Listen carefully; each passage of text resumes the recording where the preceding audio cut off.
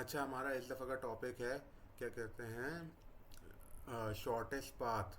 Shortest path का हमारा topic है। अब शॉर्टेस्ट पाथ का टॉपिक है। शॉर्टेस्ट पाथ के टॉपिक में हम लोग के पास ना देखोगे, अभी ये शॉर्टेस्ट पाथ में अभी सिंगल सोर्स वाले कराऊंगा, ऑल पेयर्स वाला अलग से वीडियो होगी, सही है। अच्छा भाई देखो, सिंगल सोर्स का मतलब क्या है। शॉर्टेस्ट पाथ प्रॉब्लम्स में तीन टाइप्स है ना, एक सिंगल सोर्स, एक सिंगल पेयर, एक ऑल पेयर्स। सिंगल सोर्स का मतलब क्या है? सिंगल सोर्स का मतलब है कि एक सोर्स नोड से बाकी सारे नोड्स का शॉर्टेस्ट पाथ। सही है, एक सोर्स नोड से बाकी सारे नोड्स का शॉर्टेस्ट पाथ। जैसे कि अगर यहाँ पे इस ग्राफ को देखें तो हमारा बेसिकली सिंगल सोर्स का मतलब 1 से 2 का भी शॉर्टेस्ट पाथ निकालो, 1 से 3 का भी निकालो, अगर 4 होता तो 1 से 4 का भी निकालता है शॉर्टेस्ट पाथ, सही है।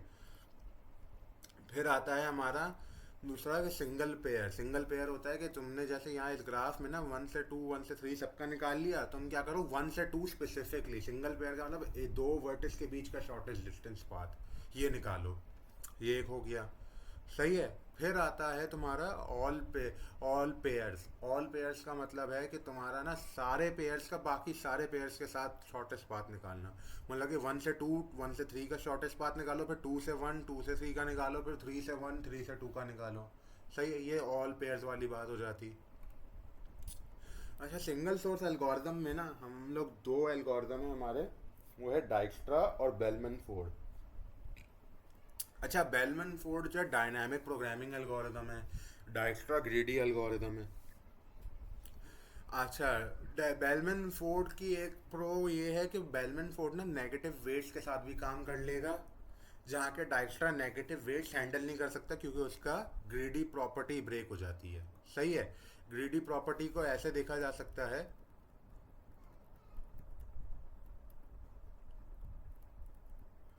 कि अगर तुम्हारा यहाँ पे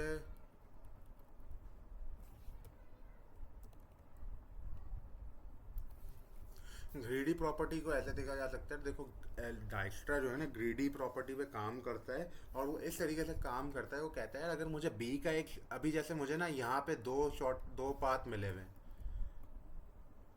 एक 9 ये एक 10 ये। तो डाइक्स्ट्रा जो है ना बेसिकली इस तरीके से काम करता है। डाइक्स्ट्रा बोलता है चलो सही है, बी का मैंने निकाल लिया, अब बी का मैं पाथ अपडेट नहीं करूंगा।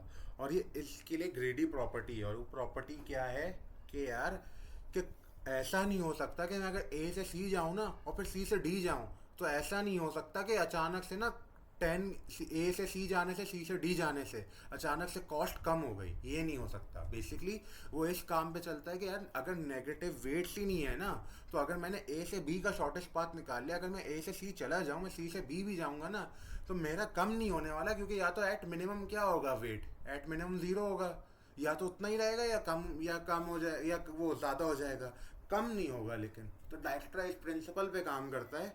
तो अगर इस प्रिंसिपल पे काम करता है तो अगर तुम नेगेटिव वेट्स इंट्रोड्यूस करोगे तो काम नहीं कर पाएगा। अच्छा, फिर आती है बात हमारी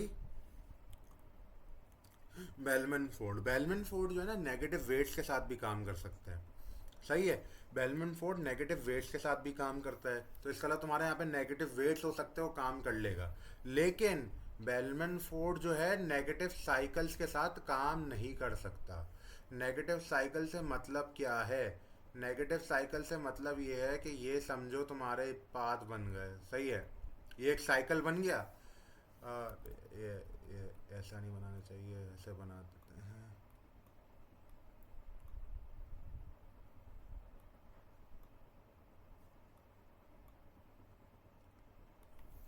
नेगेटिव साइकिल से मतलब क्या? देखो, नेगेटिव साइकिल से मतलब है जैसे ये साइकिल है ना, अगर इसके एजिस का वेट का सम करूँ ना, और अगर वो नेगेटिव आ जाए तो वो नेगेटिव साइकिल है। जैसे मतलब कि अगर -1 -1 -1, अगर इसका सम करूँ तो क्या आता है, -3 आता है ना। -3 आएगा तो ये नेगेटिव साइकिल है। और इसके लिए ज़रूरी नहीं है कि तुम्हारा यहाँ पे -1 ही हो, यहाँ पे 1 भी हो सकता है, लेकिन ये सम क्या देगा अभी भी, ये सम तो अभी भी -1 देगा ना। और ये क्यों काम नहीं करता? ये काम इसलिए नहीं करता क्योंकि अगर एक बात देखो तुम, ये अगर ए है, ये बी है, और ये सी है, अगर तुम ए से बी जाओ, बी अगर तुम्हें ए से सी का मिनिमम निकालना है, देखो ज़रा, ए से बी गए, बी से सी गए, ज़ीरो हुआ, फिर सी से ए आए तो -1 हुआ, फिर वहाँ गए तो ज़ीरो हुआ, फिर -1। तो इसका एक और छोटा पाथ मिल गया ना, पहले तुम्हें छोटा पाथ मिला ज़ीरो, फिर तुम्हें मिल गया -1, फिर अगली दफ़ा करोगे तो -2 मिलेगा। तुम्हारा एक तरीके से बार बार तुम्हें छोटा पाथ मिलता जा रहा है, सही है। तो इस वजह से ये फेल हो जाता है। तो इसलिए बेलमैन फोर्ड नेगेटिव वेट्स के साथ काम कर सकता है, बस साइकिल्स को नेगेटिव नहीं होना चाहिए, सही है। अच्छा, बात है बेलमैन फोर्ड का बेसिकली आइडिया क्या है। देखो, बेलमैन फोर्ड का आइडिया ये है कि तुम्हारा जो तुम ना डायनामिक प्रोग्रामिंग यूज़ करो। डायनामिक प्रोग्रामिंग के अंदर क्या कहते हैं कि तुम्हारा ना ये काम होगा कि तुम ना पहले निकालो यार कि अगर हम लोग ना हम वन को बेसिकली ना 1 से 0 एज शॉर्टेस्ट पाथ 1 की तरफ, जैसे 1 से 1 जाने के लिए 0 एज पाथ है, हाँ है, क्योंकि 1 ही 1 है ना, तो वो 0 हो गया। लेकिन 1 से 2 जाने के लिए 0 एज पाथ है, नहीं है। 1 से 3 जाने के लिए 0 एज पाथ है, नहीं है, नहीं है ना, तो इन्फिनिटी इन्फिनिटी रख दिया। फिर तुम करते क्या हो, फिर तुम देखते हो यार अच्छा ये अपडेट कर दिया। अब हम लोग चेक करते हैं 1 से 1 जाने के लिए 1 एज वाला कोई और छोटा पाथ मिला, नहीं मिला। 1 से 2 जाने के लिए कोई और छोटा पाथ मिला, क्या कहते हैं 1 से 2 जाने के लिए कोई 1 एज के साथ एक एज वाला पाथ कोई मिला छोटा, हाँ मिल गया ना 10। इन्फिनिटी से तो छोटा है तो वो 10 मिल गया। इसी तरीके से 3 के लिए भी 20 मिल गया। फिर वो बोलता है यार अब चेक करो दो एजेस के साथ कोई पाथ है जो 1 से 3 जाने दे दे या 1 से 2 जाने दे दे जो ज़्यादा छोटा हो, ये चेक करो। ये चेक करा, हाँ मिल गया एक 3 के लिए, सही है। और ये क्या करता है, ये सबका रिजल्ट स्टोर करता रहता है। और वो क्या स्टोर करता है, वो स्टोर करता है डी और पाई।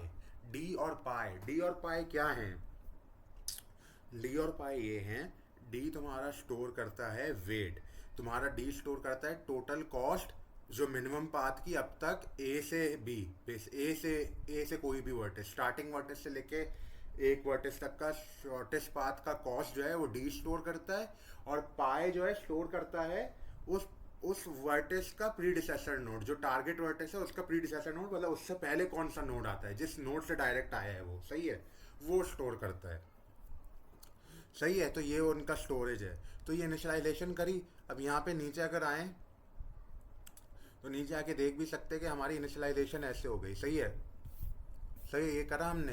फिर हमारा आता है कि हम लोग ने ना क्या करना है, हमने रिपीट करना है ये प्रोसेस एक, जो कि कितनी दफ़ा चलेगा, v दफ़ा चलेगा, v-1 दफ़ा चलेगा टेक्निकली। फिर तुम्हारा क्या करेगा, वो हर एज, तुम्हारे पूरे ग्राफ में जितनी भी एजेस हैं उनके लिए चेक करेगा कि अभी तक जो मैंने मिनिमम डिस्टेंस निकाला था, क्या ये एज मुझे ज़्यादा मिनिमम डिस्टेंस दे रही है या नहीं, एज ऐड करने से। अगर दे रही है तो मैं कर दूं ऐड। इसको बेसिकली इसकी एनालॉजी करनी है ना, तो इसकी एनालॉजी को ऐसे समझो, जैसे इस ग्राफ के लिए कि तुम्हारा एक वर्टेक्स 1 तुम्हारी स्टार्टिंग है, इसको स्टार्टिंग में कुछ पता है, नहीं पता। सीएन में जैसे हमने पढ़ा था ना कि नहीं पता होता, वैसे ही यहाँ पे कि इसको स्टार्टिंग में कुछ पता नहीं है ना अभी। इसको ये 1 को तो बस ये पता है कि मैं 1 हूँ, उसको और कुछ नहीं पता। उसको नहीं पता कि 2 और 3 पे जाने का रास्ता क्या है, उसको यही नहीं पता 2 और 3 हैं, सही है। तो उसको उसका पता नहीं है। तो 1 को पता है, 1 को बस ये पता है कि मैं हूँ, उसको और कुछ भी नहीं पता। तो 1 कहेगा चलो सही है, मेरे पास जाने के लिए 0 वेट है मेरी तरफ से, क्योंकि मैं तो अपने पास हुई यहाँ पे, सही है। फिर उसको जब ये कुछ, तो वो 0 वेट 0 एज वाला जो हिस्सा है, एटमोस्ट 0 एज वाला, उसका क्या मतलब हो कि 1 को अभी कुछ भी नहीं पता, 1 को पता ही नहीं कि वो डायरेक्टली कनेक्टेड है, सही है। फिर जब 1 एज वाली बात आती है ना, 1 एज वाली बात का मतलब है कि यार 1 को पता चल गया यार मैं 2 और 3 भी जा सकता हूँ, क्योंकि मैं देख रहा हूँ मैं 2 और 3 जा सकता हूँ, सही है। मैं 2 और 3 जा सकता हूँ, मेरा इतना पाथ लगेगा। अगर मैं चेक करता हूँ, अगर मुझे 2 और 3 में इस पाथ से जा सकता हूँ तो कितनी कॉस्ट लगेगी। हाँ, उसने चेक करा, उससे बोला चलो एक काम है, तो मैं इसको सेट कर देता हूँ, मैं अपना अपडेट कर देता हूँ, सही है, उसने अपडेट करा। फिर अगले पास में क्या करेगा, वो कहेगा यार ये 2 से तो मैं 3 भी जा सकता हूँ, मैं 1 से तो 2 जा सकता हूँ, अब 2 से मैं 3 भी जा सकता हूँ। अब 2 से वो 3 भी जा सकता है, तो वो चेक करेगा यार अगर मैं 1 से 2 और 2 से 3 जाने का जो टोटल कॉस्ट है उसको कंपेयर करूँ, क्या वो ज़्यादा कम है, ज़्यादा एफिशिएंट पाथ है। हाँ, इस केस में तो ज़्यादा एफिशिएंट था, तो उसको अपडेट हो गया, सही है। ये कंपैरिजन इस तरीके से करता है। इसको बेसिकली समझो ऐसे कि 1 को ना पहले पता नहीं है कि वो 2 3 जा सकता है, लेकिन फिर उसने चेक करा, हाँ मैं 2 3 जा सकता हूँ, चलो फिर उसने अपडेट करा, फिर वो चेक करेगा यार, फिर उसको ना 2 और 3 बताएंगे यार, अरे 2 और 3 बताया, 2 बताएगा उसे यार हाँ मैं ना 3 भी जा सकता हूँ, चलो तुम भी फिर मेरे से जा सकते हो, क्योंकि 1 से 2 जा सकते हो तो 2 से 3 जा सकते हो।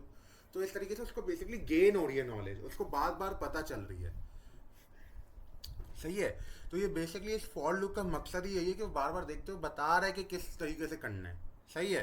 कि वो चेक करता है यार अजय मुझे और कोई पाथ मिला नहीं, सही है, ये वाली बात हो रही है। अब इसके अंदर ये रिजल्ट स्टोर करता रहता है, फिर अपडेट करके चेक करते रहते हो। सही है।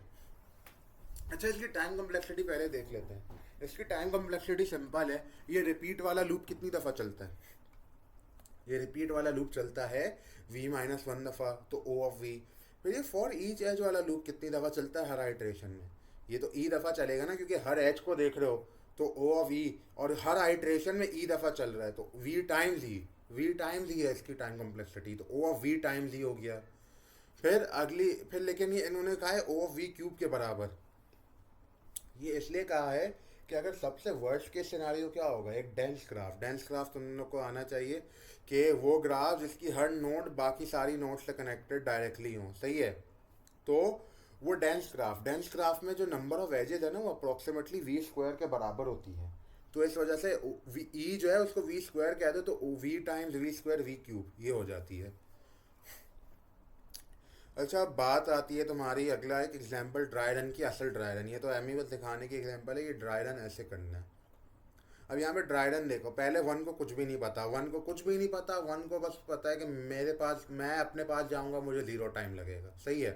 फिर वन को ना बाद में पता चलेगा हाँ वन मैं 2 भी जा सकता हूँ, मैं 4 भी जा सकता हूँ, चलो मैं अपडेट कर देता हूँ। उसने अपडेट कर दी, हाँ मैं 4 और 2 ऐसे जा सकता हूँ। सही है। फिर फिर उसने कहा कि यार मैं वन से 2, वो क्या कहते हैं, 2 से मैं 3 भी जा सकता हूँ, मैं 2 से 5 भी जा सकता हूँ, 2 से 4 भी जा सकता हूँ, उनको कंपेयर करता हूँ। मैं 4 से 3 जा सकता हूँ, 4 से 5 जा सकता हूँ, मैं उनको कंपेयर करता हूँ। उसने वो कंपैरिजन करा, उसने अपडेट कर दिया अपने पास। अच्छा ये पाई क्या स्टोर करेगा, प्रीडिसेसर। जैसे यहाँ से 1 से 4 से 3 जा रहे हो ना, तो 3 से पहले क्या आ रहा है, 4 आ रहा है, 4 आ रहा है ना, तो वो स्टोर कर दिया उसने पाई में। सही है। फिर फिर आता है तुम्हारा 3 एज। अब इसने बोला यार मैं अगर 1 से 4 से 3 जा सकता हूँ, मैं 3 से 2 जा सकता हूँ, इसको चेक करो। ये 1 4 3 2 वाला पाथ की क्या कॉस्ट है, वन अभी तक क्या थी कॉस्ट, 2 की 6 थी ना। अब इसने 1 4 3 2 वाला पाथ देखा, तो 7 - 3 - 2 क्या हुआ, 7 - 5 2 हो गया। तो मतलब ज़्यादा छोटा पाथ मिल गया। तो मतलब कि तुम यहाँ चले गए, तो तुमने अपडेट कर दिया और बोला इसका प्रीडिसेसर क्या है, 3, क्योंकि एज कौन सी है जिससे 2 आ रहे हो, वो 3 2 वाली एज है।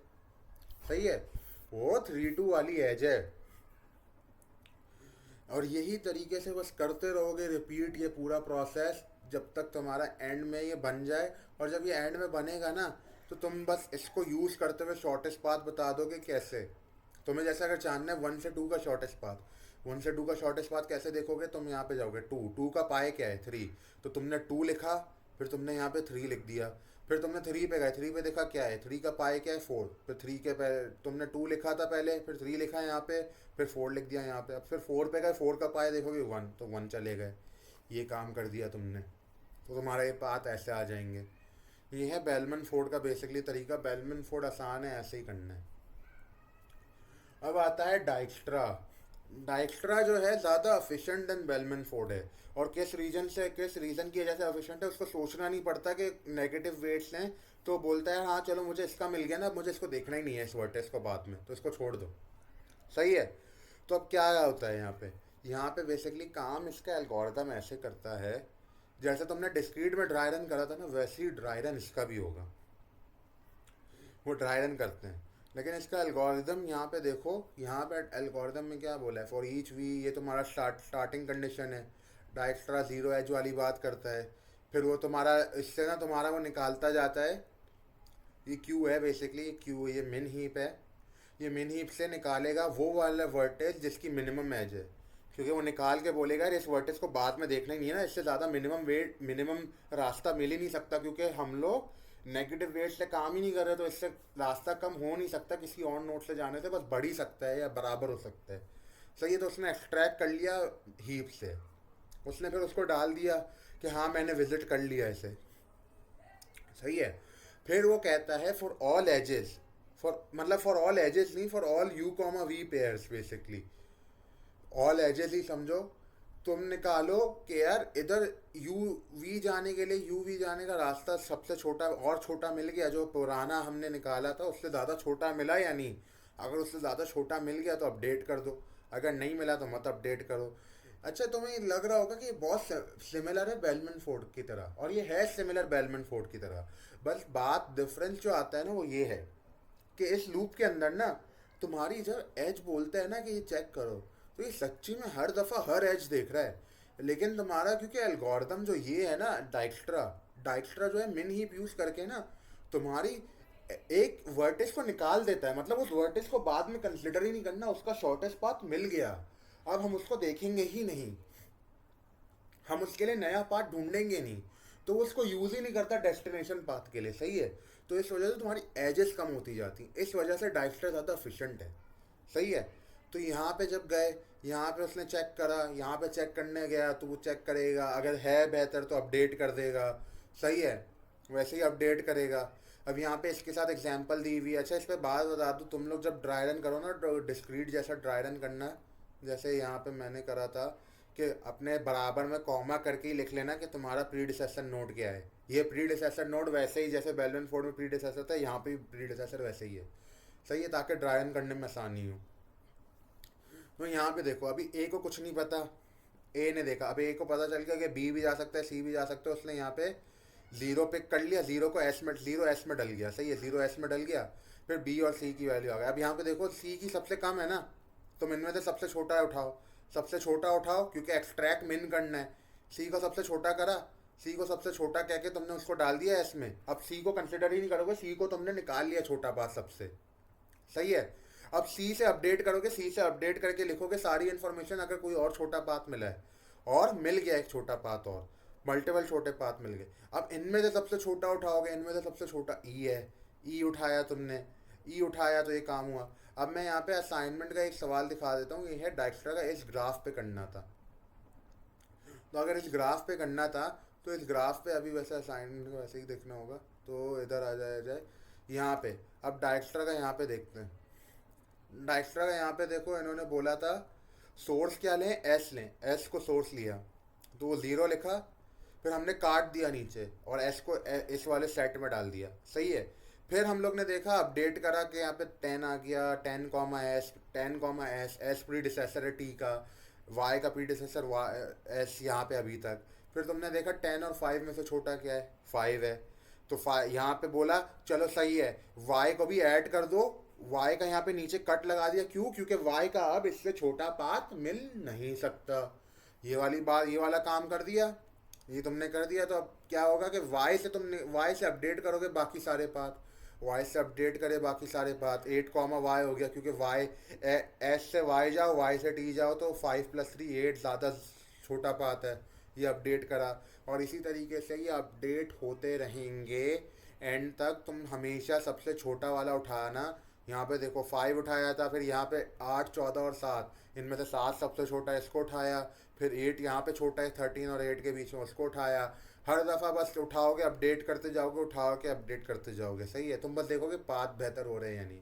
और इसका भी ट्रेवर्सल वैसे ही होगा, जैसे अगर तुम्हें एस से किधर जाना है, एक्स जाना है, समझो एस से एक्स जाना है, तो तुम एक्स पे गए, एक्स पे जाके देखा सबसे लास्ट एंट्री पे उसका पाई क्या है, मतलब प्रीडिसेसर क्या है, टी है, तो तुमने एक्स लिखा, फिर टी लिखा। फिर तुमने देखा टी पे गए, टी पे देखा टी का प्रीडिसेसर क्या है, वाई है, वाई लिखा। फिर वाई पे गए और वाई पे जाके देखा वाई का प्रीडिसेसर क्या है, एस है, तो तुमने एस लिख दिया। ये काम हो गया तुम्हारा डाइक्स्ट्रा का ड्राई रन। डाइक्स्ट्रा का ड्राई रन ऐसे ही होता है और ऐसे ही होता रहेगा। सही है, तो ये तरीका बेसिकली डाइक्स्ट्रा का यही है। अब जब डाइक्स्ट्रा का अब टाइम कम्प्लेक्सिटी एनालिसिस देख लेते हैं। डाइक्स्ट्रा का टाइम कम्प्लेक्सिटी एनालिसिस करने के लिए देखो, ओ ऑफ वी स्क्वायर इन्होंने बोला है, ये कैसे आया, ये मेन चीज़ ये वाइल लूप की वजह से आया है। तो अगर देखा जाए, देखो तुम्हारा एक हीप बन गया ना, मिन हीप बन गया जिसमें वर्टिसेस है सारी, तुम्हारा हो क्या रहा है, ये वाइल लूप टर्मिनेट कब होगा, जब ये तुम्हारा मिन हीप एम्प्टी हो जाए। तो लेकिन एक बात देखो, हर वाइल लूप के आइट्रेशन में एक वर्टेस तो एक ही वर्टेस निकल रही है ना, एक से ज़्यादा नहीं निकल रही, एक से कम नहीं निकल रही, तो ये इसको ख़त्म होने में, एम्प्टी होने में कितना टाइम लगेगा? जब सारी वर्टिसेस निकल जाए तो मतलब वी दफ़ा चलेगा वाइल लूप, तभी निकलेंगी ना सारी। तो ये वाइल लूप वी दफ़ा चलेगा। फिर तुम्हारा ये देखो, u is equal to extract min Q, S is equal to तुम्हारा, फिर ये फॉर ऑल लूप है। इसके अंदर देखो u कॉमा v बोला है ना, तो मतलब u को बाकी सारी वर्टिसेस की एजेस निकाल, बाकी सारी वर्टिसेस से एजेस निकालो और उसको फिर कंपेयर करना शुरू करो, u कॉमा v। तो u है तो कितनी एजेस होंगी जिससे कंपेयर, जितनी कितनी वर्टिसेस होंगी बाकी जिनसे कंपेयर करेगा, कितनी है वो तुम्हारी बाकी सारी, u को हटा के सारी वर्टिसेस ना, वो कितनी वर्टिसेस हैं? v माइनस वन वर्टिसेस हैं, v माइनस वन वर्टिस हैं। तो मतलब कि ये तुम्हारा हर आइटरेशन में ये फॉर ऑल लूप v दफ़ा चलेगा, इन्वर्स के सिनारियो और जब डेंस ग्राफ हो जब इतना चलेगा, सही है। तो इस वजह से तुम्हारा ये हर आइटरेशन में v दफ़ा चलेगा, v माइनस वन दफ़ा चलेगा, ये वाइल लूप v दफ़ा चलेगा, तो v times v minus one, v square O of v square हो जाएगी। इस तरीके से इसकी ये टाइम कम्प्लेक्सिटी आती है।